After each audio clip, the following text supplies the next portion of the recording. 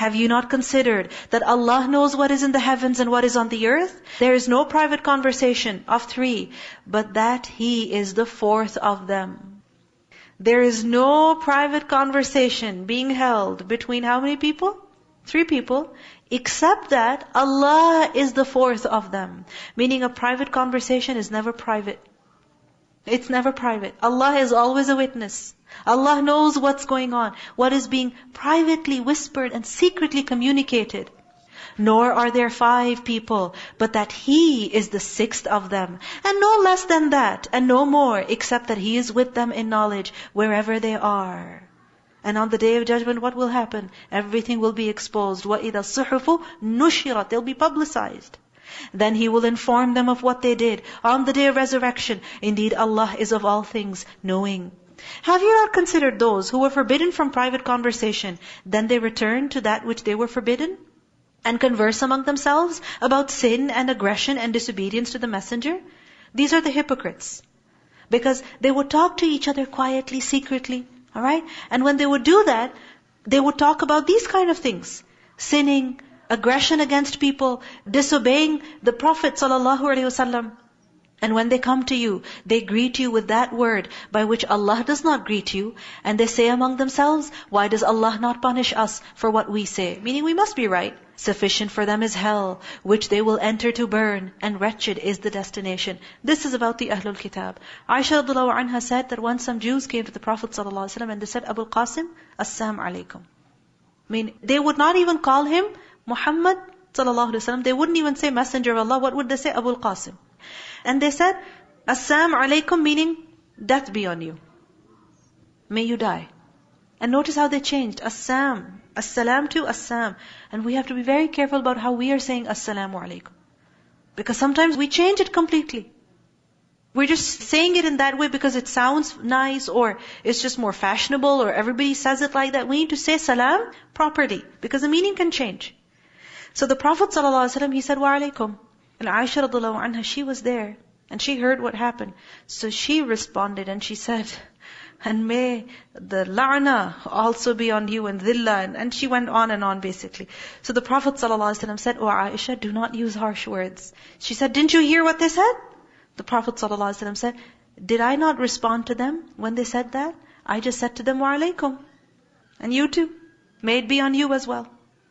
So, we see that they used to greet the Prophet ﷺ like that. And enemies who openly display friendship, but inside they hate you. This is how they try to hurt you. Ya ayyuhalladhina amanu, O you have believed, when you converse privately, do not converse about sin and aggression and disobedience to the messenger. Meaning private conversations should not be about sin against Allah, aggression against people, disobedience to the Prophet ﷺ.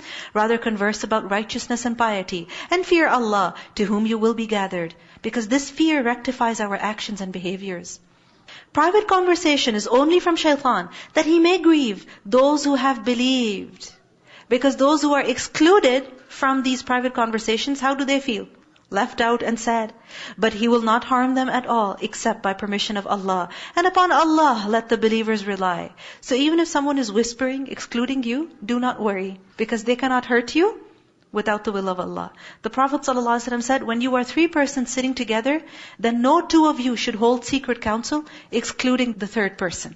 Don't do that. Why? Because the 3rd person, he's going to feel bad about it. It's going to make him feel sad. But when you are with more people, meaning if there's a crowd, and there 2 people whisper to each other, because it's necessary, then that is okay. But in general we see that this is something that's not liked. Why should we whisper to each other? Some people have a habit of this. Everything has to be said so secretly. Top secret. Really? The whole world is not after you. So we need to be careful about this, because it hurts the feelings of other people. And everything doesn't need to be a secret. O you who have believed, when you are told, space yourselves in assemblies, then make space. Allah will make space for you. How do you space yourself? By gathering yourself together so that you can make space for someone else. When you will do that, Allah will make space for you. And when you are told, arise, then arise. Meaning if you're asked to sit somewhere else, move from your spot for better organization purposes, don't get offended over there. Arise. Here, the etiquette of sitting in a gathering is taught. And what is that? That you must make space for other people. And before that, we have to learn to fill gaps also. Right? So fill in this gap, please. Somebody. But when you fill it up, don't leave a gap where you are. Because then somebody else will have to come and fill that gap. Okay? So somebody come, please, and fill this gap.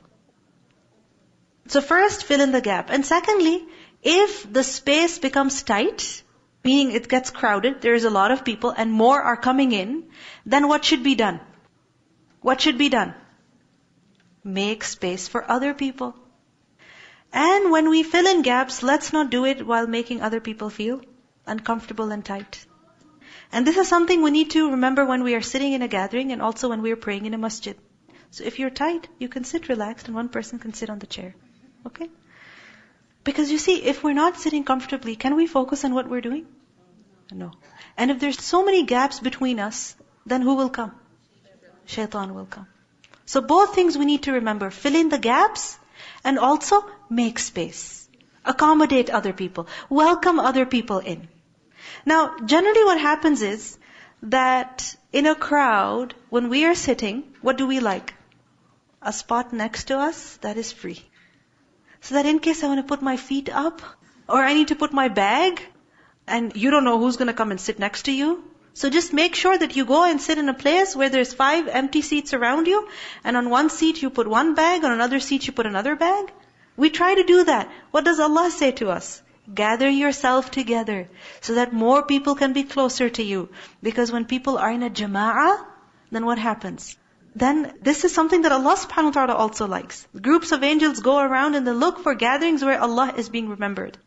But if they're trying to remember Allah, but shaitan is also leading them astray because there's so many spaces in the middle, then what will happen?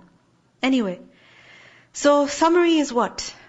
That when we have to make space for other people, let us make space for them. And do not sit in a way so as to bother people either. And the thing is that we need to make room in our heart. Because if the heart is tight, then we will be unhappy. Even if there's 5 spaces around us. The Prophet ﷺ cursed the one who sat in the middle of a circle. Meaning somewhere where he should not be sitting. As if sitting in a different spot away from everybody in order to draw extra attention. So sitting in the middle. The Prophet ﷺ said, no person should ask another person to stand at his place and then he should himself sit there. Meaning don't go anywhere and tell somebody, please get up from here, remove them, and then take their spot. This is something that's not correct. But he should simply say, make room and accommodate. So sometimes you go to the masjid and you want to find a good, comfortable spot for yourself. And you see the first 2-3 rows are full. But you see a small gap there. Don't go there and tell a child, move from here. Because sometimes we move children back. And what happens? When they're sent to the back rows, their friends come. And then they have to go play also. So where are the children supposed to be technically? Between the rows of men and women. So in the middle. Why? So that they also learn to pray. What happens is we put children at the back. And when they're put at the back, then they don't pray. What do they do then? Play. And playing is fine. It is okay. But there is a time for everything. I mean, after a child has reached the age of 7, they should be told to pray. So if a child is 9 years old, 10 years old, and they're coming to the masjid and not even praying a single rak'ah, this is not correct. The Prophet ﷺ also said, a person is most deserving of sitting in his seat. Meaning if a person has a particular seat where he generally sits, alright, he is most deserving of it. And especially if he came and sat there first, he is most deserving of it. Even if he got up from it and returned, he is still more deserving of it. Meaning sometimes it happens that a person is sitting somewhere, or for example, a person was praying somewhere in the masjid. And what happens? They leave their bag and they have to quickly go make wudu. And when they come back, they can't find their bag and their spot is also gone. And even though the prayer had not begun yet, but still people take over their spot. This is something that's incorrect. So do not sit on someone else's spot and don't take their seat either. The Prophet ﷺ said, when one of you goes to a gathering and space is made for him, then he should sit there. For it is something that Allah has honored him with. It is something that Allah has honored him with. And his Muslim brother has also honored him with it. If space is not made for him, then he should look where there is space and he should go and sit there. Because sometimes what happens, we go somewhere, people make space for us, we say, no, no, no, no, no, thank you, thank you. They're honoring us, but we don't accept it. Or sometimes what happens, we go somewhere, nobody makes space for us, we get offended. So what should be done? If somebody makes space for you, accept it, and if they don't, then don't disturb them. Don't get offended over there, because otherwise this will disturb good relations. Allah will raise those who have believed among you, and those who are given knowledge by degrees, and Allah is acquainted with what you do. So be considerate. And if you really want honor, it is not in people getting up for you, and leaving their spots for you, and opening doors for you. True honor is with iman and ilm, and then amal on the ilm. The greater the iman of a person, the greater his ilm nafi', the stronger his action, the more Allah subhanahu wa ta'ala will also raise him.